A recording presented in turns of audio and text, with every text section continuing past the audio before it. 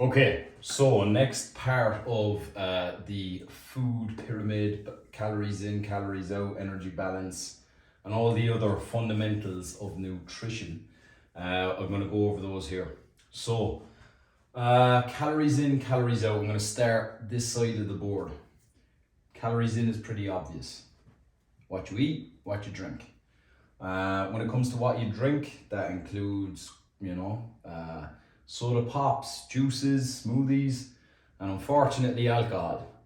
So alcohol, pure alcohol, has 7 calories per gram, 7 calories per milliliter.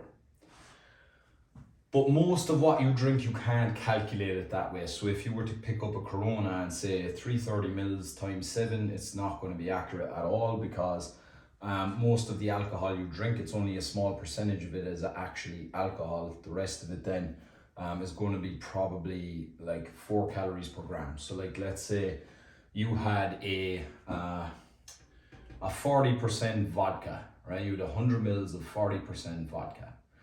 40% of it is going to be 7 by 40, which is 280. Let's write it down here. So 280. So 7 calories. Sorry, actually, that's wrong. Or am I? No. So you've got 100 mils, 40 mils of which is times 7. So yes, that would equal 280. And then the remaining 60 by 4, 240. So as you can see there, you've got quite a high amount of calories in what is a very small measure. So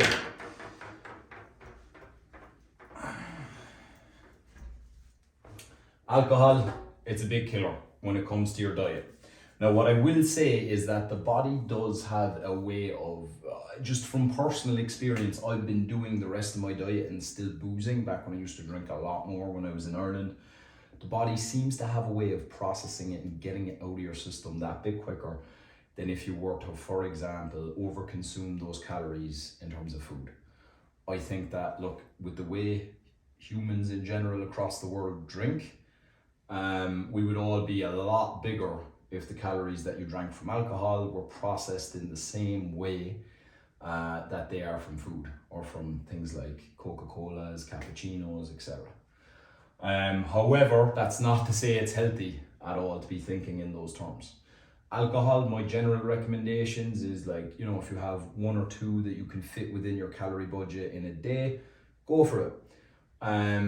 If it's going over your budget, don't do it that regularly. Then when it comes to social occasions, try and bring 7 or 8 drinks out at a party down to like 4 max, or maybe 2 or whatever. Mix it with water, as in not mix the drink, but drink it, have a pint or a beer, whatever, have a water on the next round, have another one.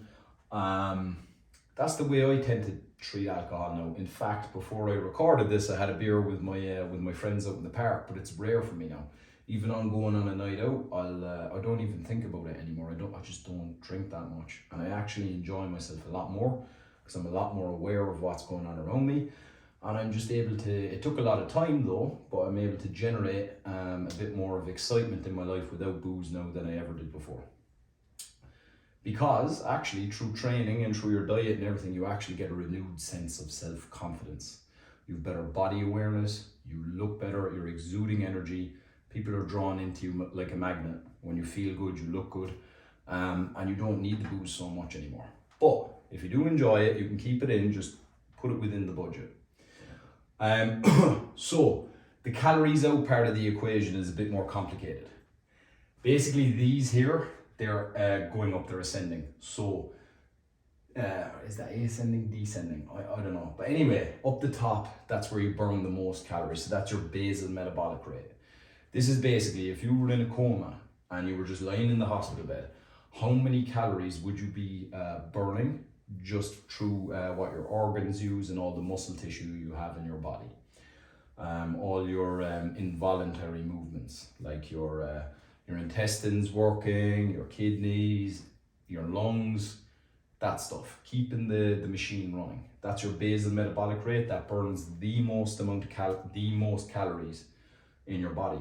That's why I have you all doing weight training, even though a lot of you want to lose body fat. That's your number one goal, because the more muscle you build, it's like making an investment that compounds over time.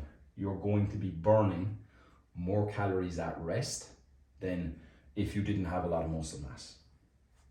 So weight training plus a calorie deficit is the most effective way to lose body fat over the long term. NEAT, non-exercise activity thermogenesis. So basically what I'm doing right now with my hands, blinking, basically that's NEAT, non-exercise activity thermogenesis. People confuse getting in your steps with NEAT. That's not NEAT at all. NEAT is ambulatory movements that you don't even think about.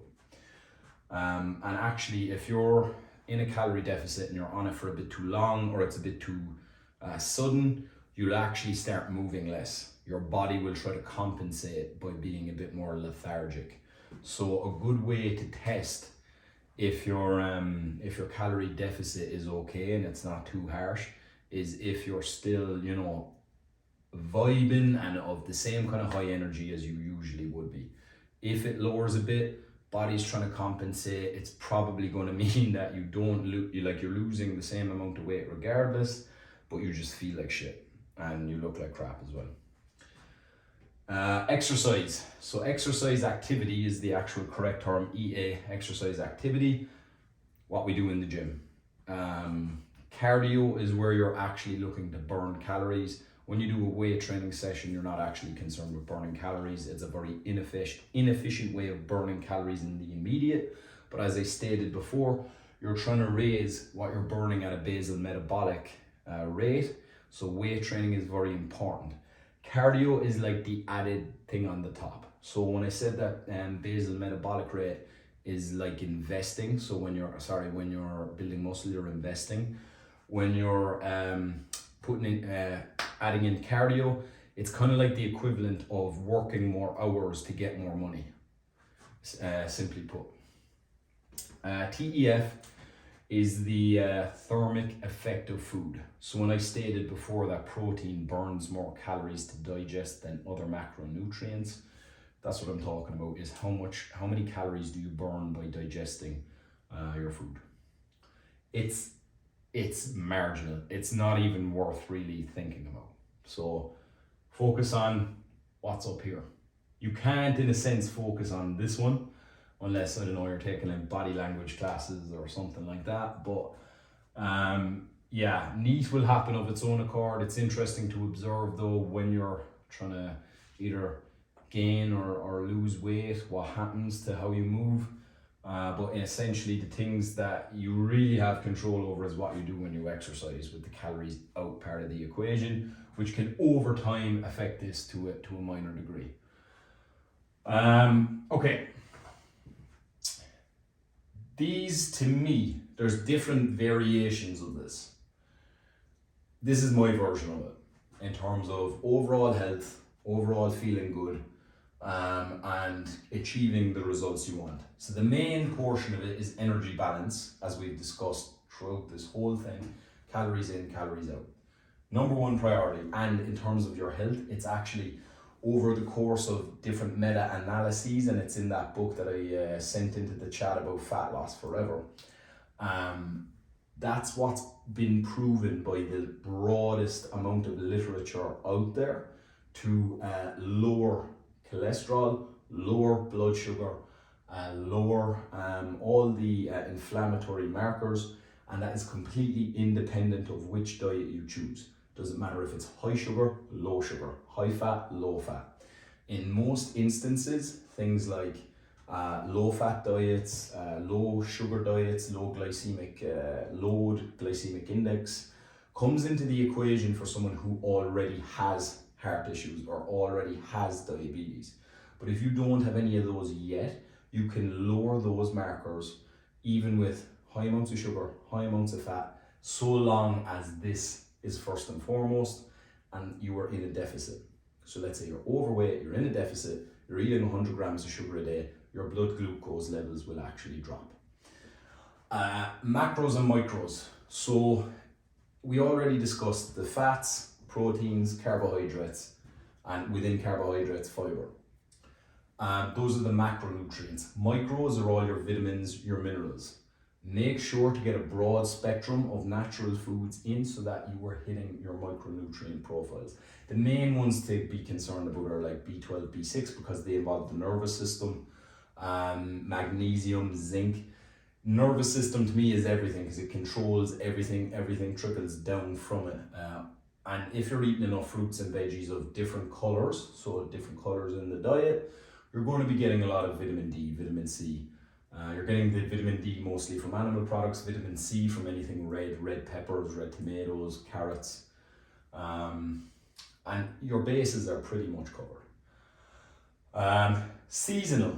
So this is something you won't see actually in most other pyramids like this, but the reason I put it in there is because as I've been in Bulgaria, going through really hot summers, really cold winters, I actually think that this is very important.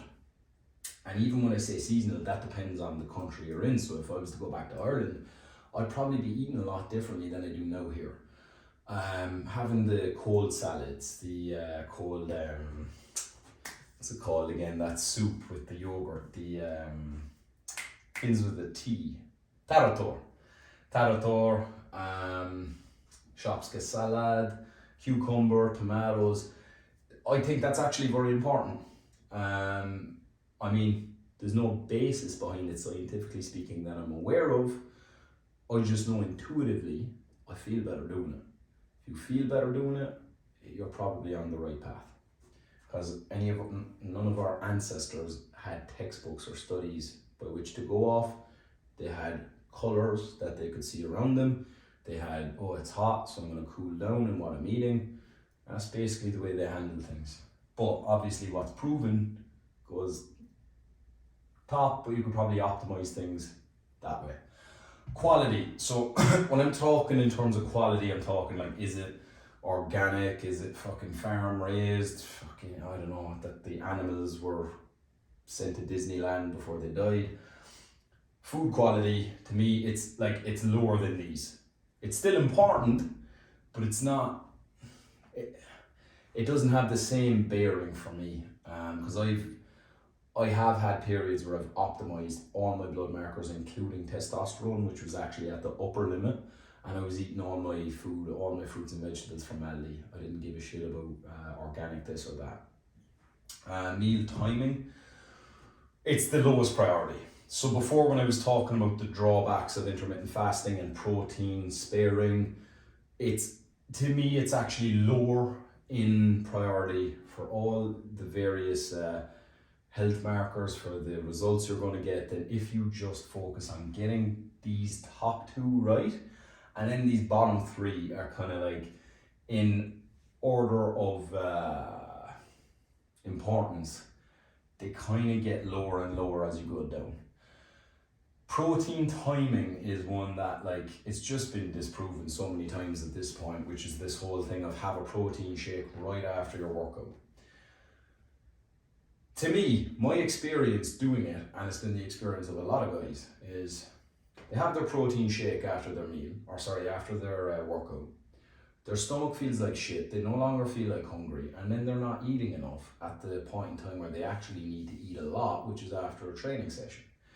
That whole 30-minute window of getting in a protein shake is actually more like 3 to 6 hour window after a workout.